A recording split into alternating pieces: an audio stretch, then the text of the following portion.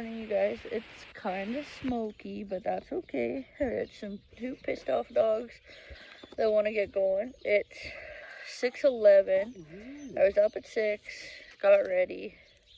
It's really cool this morning, so we'll maybe take a sweat jacket. But otherwise, it's really, really nice.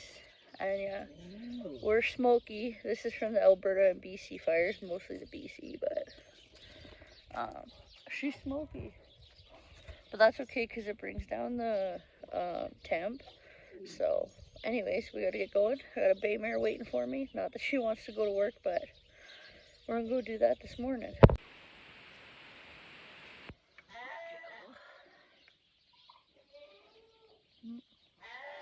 Kind of disaster what we got going on here this morning, huh?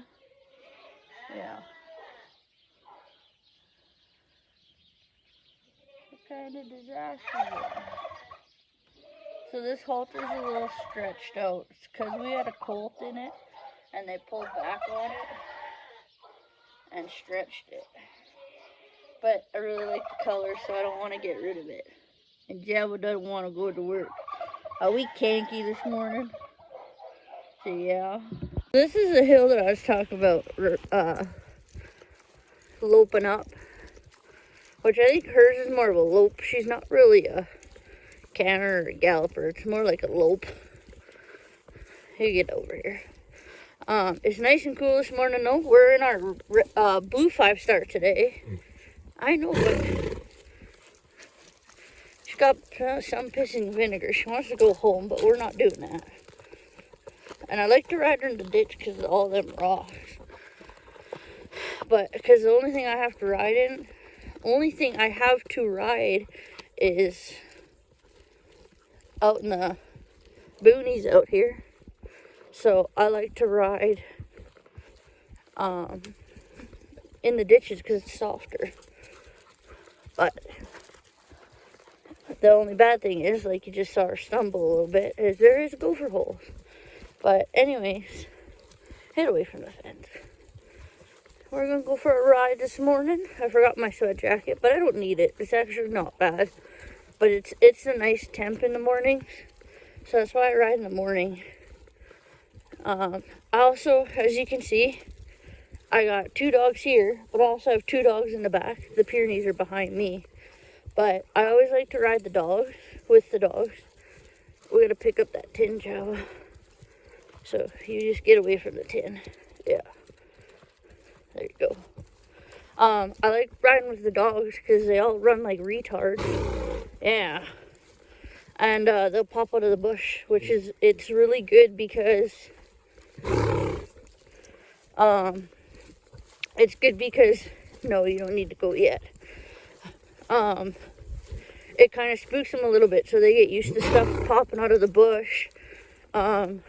And she's quite used to it, which is nice because if something does, like a bird, I had a pheasant go up between her legs one time and she was fine. So that's why I like to ride with the dogs. There's Lisa, and that's Bart.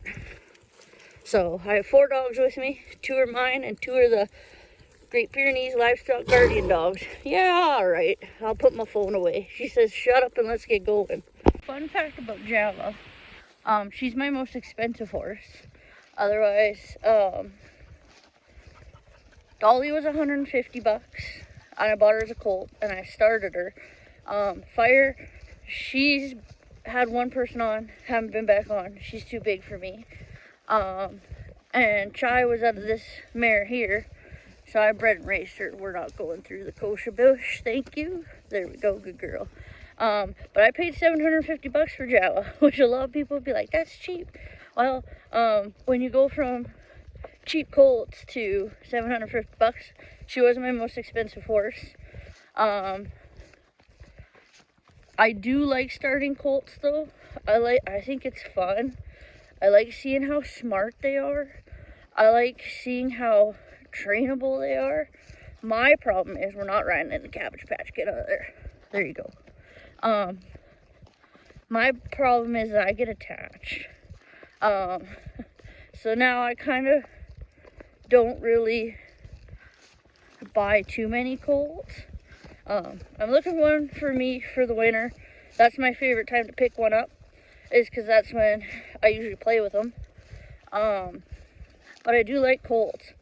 And the way I've learned, now I'm not a great trainer. I can't get them fancy broke like a lot of people, because I don't have the training or the knowledge to do that.